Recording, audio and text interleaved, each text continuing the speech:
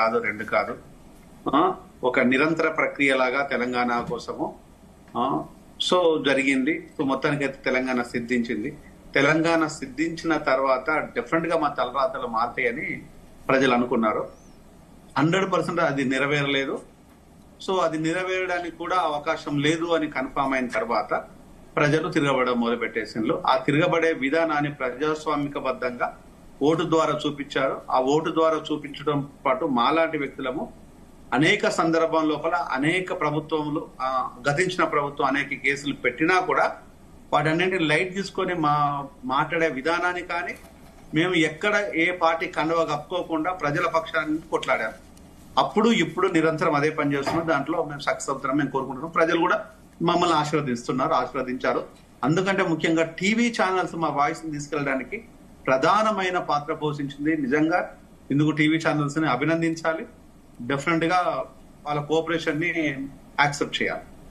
ఇక జరుగుతున్న విషయం ఏంటంటే ఈ రోజు ప్రతిపక్షంలో ఉన్నప్పుడు రేవంత్ రెడ్డి మాట్లాడిన మాటలు ఏంటంటే ఇక్కడ విద్యార్థుల అంశాలు కావచ్చు, నిరుద్యోగుల అంశాలు కావచ్చు, లేకపోతే ఎస్సీ ఎస్టీ బీసీ మైనారిటీ బిడ్డల అంశాలు కావచ్చు, వాళ్ళ ఉద్యోగాలు కావచ్చు, అనేక అంశాల మీద భూములు, మరి ముఖ్యంగా భూములు అంశాలు కావచ్చు, రైతుల అంశాల విషయాలు. అప్పటికు రైతులు కూడా ఎన్సీఆర్బి లెక్కల ప్రకారము 600లకు పైసలకు రైతులు 6,000లకు పైసలకు రైతులు చనిపోయిన తర్వాత కూడా రైతులను ఎక్కడ కూడా చనిపోయినట్టు కదా కేసీఆర్ పోటు చేయలేదు. ఇట్లా పోతే అనేక రకమైన హత్యలు, ఆత్మహత్యలు చాలా జరిగినాయి. సో ఆ జరిగిన అన్నింటికి ఒకటే మనం అంతా ఏమనుకున్నామంటే డెఫినెట్ గా సరే గతించిన ఈ 10 సంవత్సరాల లోపల ప్రజలకు ఎలా న్యాయం జరగలేదు, ఇప్పటికైనా న్యాయం జరగాలని చెప్పేసి ప్రజలంతా కాంగ్రెస్ పార్టీకి పట్టం కట్టారు. ఇంకెందుకంటే క్లెయిమ్ చేసుకోవడానికి వేరే పార్టీ ఏది లేదు కాబట్టి. అప్పుడు వీరోచితంగా పోరాడిండు రేవంత్ రెడ్డి. రేవంత్ రెడ్డి కూడా ఇంకొక మాట కూడా చెప్పాడు. ఏం మాట చెప్పాడంటే మేమంతా కూడా అదే మాట్లాడుకున్నాం, కులము కుటుంబం. ఒకవైపు వచ్చేసి కుటుంబం లోపల ఉండే వ్యక్తులు పాలకులుగా మారిపోతే కులము బాగుపడింది. మొత్తానికైతే కులం కుటుంబం తప్పితే బంగారు తెలంగాణ పేరుతో ఇక్కడ ఒరిగింది ఏం లేదు, కరిగింది మాత్రం ఇక్కడ భూములన్నీ కరిగిపోయినాయి అనేది వాస్తవిక పరిస్థితులు ప్రజల ముందు పెట్టేశాం. ప్రజలు దాన్ని యాక్సెప్ట్ చేశారు, కాంగ్రెస్ పార్టీని ఆశీర్వదించారు.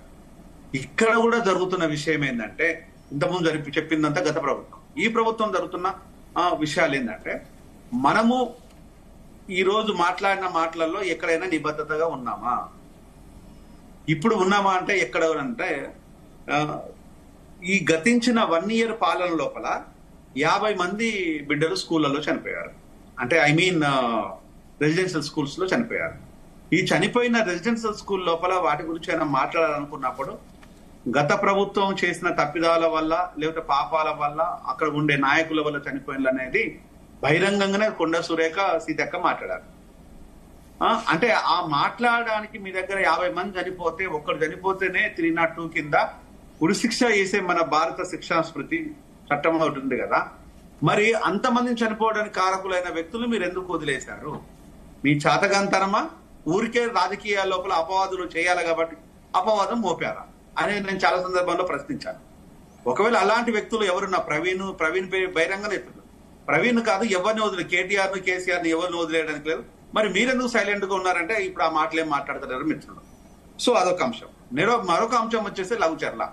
నేను ఒక మెడికల్ డాక్టర్ని, అది ప్రపంచంలో తెలియని వ్యక్తులు అంటూ ఎవరు లేరు. తెలియకపోతే మరి రేవంత్ రెడ్డి తెలియకపోతే నేనేం చేయలేను. ఎందుకంటే మేము కలిసి పని చేసినా కూడా మనోడు మర్చిపోవడానికి కూడా పెద్ద గంటలు ఏం పట్టలేదు. మర్చిపోయిన తర్వాత కూడా we don't care all those things. So నేను ఒక డాక్టర్. ఒక ఫార్మస్యూటికల్ కంపెనీ కనుక ఇన్వెస్ట్ చేయాలనుకున్నప్పుడు, ఎస్టాబ్లిష్ చేయాలనుకున్నప్పుడు వాటికి సంబంధించిన నియమ నిబంధనలు మీరు ఏమైనా పాటించారంటే జీరో. ఊరుకు దూరంగా, ప్రజానికానికి దూరంగా ఉండాలి. దానికి డ్రైనేజ్ సిస్టాన్ని నెలకొల్పాలి. దాంతో పాటు వచ్చేసి పూర్తి స్థాయి లోపల పర్యావరణ శాఖ నుంచి అనుమతులతో పాటు అలా పర్యావరణకి ఎలాంటి ఇబ్బంది కలగకూడదు, ప్రజలకు ఎలాంటి నష్టం జరగకూడదు. కానీ అది ఏమి లేకుండా అల్లుడు అడిగిండు కదా అని చెప్పి మామ దానం చేసే ప్రోగ్రాం పెట్టాడు. ఈ దానం చేసే ప్రోగ్రాం లోపల 32 సార్లు అక్కడ డిస్కషన్ జరిగిన విషయం నాకు తెలుసు. వీళ్ళు బహిరంగంగానే చాలా సందర్భాల లోపల చాలా మంది నాయకులు చెప్పారు. మేము చాలా సందర్భంలో 32 సార్లు ఇంకా చాలా సార్లు అడిగినామని దాన్ని. అక్కడ తిరుపతి రెడ్డి కూడా దీనికి రాయబారం మొదలు పెట్టినారు. ఓకే, బాగుంది. 32 సార్లు మీరు అడిగినలు అంటే వాళ్ళు ఇవ్వలేదంటే ఇయ్యమనే కదా అర్థం. మీరు 33 సార్లు అడిగినా కూడా వాళ్ళు ఇయ్యమనే కదా. 50 సార్లు అడిగినా అయ్యమనే కదా, మళ్ళీ ఎన్నిసార్లు ఎందుకు అడుగుతున్నారు అనే విషయాన్ని నేను అడిగాను. మళ్ళీ ఆ 32 సార్ల విషయాలు మాట్లాడతలేము.